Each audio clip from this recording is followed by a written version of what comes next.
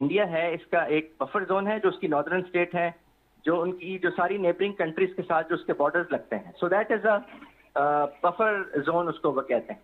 और उसके नीचे जो है, यानी जो सेंट्रल पार्ट है और जो अपर सेंट्रल पार्ट है और जो दक्कन प्लेटो है, दक्कन प्लेटो और उससे ऊपर का जो इलाका है जिसको हम हिंदू बेल्ट या काओ बेल्ट कहते हैं, ये डफर जोन है। यहाँ सही। के लोगों को जो एक्सट्रीम राइट की आइडियोलॉजी है उसने डफर बना दिया, यानी वो सोचने अच्छा। समझने और रैशनल तरीके से सोचने से काफिर हो गए। तो सही। जो अजित डोवल और जो मोदी डॉक्ट्रिन है वो प्रवेल कर रहा है जी। और अजित डोवल डॉक्ट्रिन जो है, it is all based on the enmity towards Pakistan, and Modi's doctrine is all based on a concept of अखंड भारत। So दोनों एक दूसरे का ही juxtaposition है, या आप यूं कह लीजिए एक दूसरे का ही क्लेडोस्कोप है, जिसमें एक्सट्रीम है स्पेक्ट्रम की, दूसरा दूसरी एक्सट्रीम है स्पेक्ट्रम की।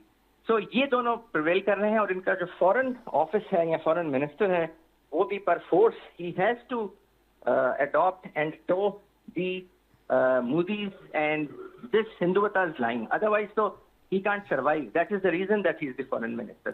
So उनकी भी रैशनैलिटी खत्म हो गई है। वो तो इवन जो इंटरनेशनल थ्योरीज हैं वो एक तरफ वो कहते हैं, हालांकि खुद वो इंटरनेशनल रिलेशन के स्टूडेंट हैं, पीएचडी की हुई है, वो ये कहते हैं कि एक्चुअली महाभारत की जो एपिक है या महाभारत की जो कहानी है उसमें से सारी डिप्लोमेसी निकली है, उसमें से सारी आयर थ्योरीज निकली हैं। यानी वो इतना आप ओवरवेल्म हो चुके हैं उस माइंडसेट से, उसके अंदर इतना अंडर इन्फ्लुएंस आ चुके हैं कि आई थिंक वो रैशनैलिटी तो अब खत्म हो गई है। जहां जाते हैं सिर्फ दुश्मन नजर आता है, पाकिस्तान नजर आता है। बस। पहले तो उन्होंने कोशिश की कि हर जगह पे पाकिस्तान को ये शो ये करें कि वो डीहाइफनेट हो चुके हैं पाकिस्तान से, हम पाकिस्तान को इग्नोर करते हैं, पाकिस्तान और हमारा कोई मुकाबला नहीं है, पाकिस्तान की बात हमसे ना की जाए, आप बात हमसे करनी है तो चाइना की करें, यूएस की करें।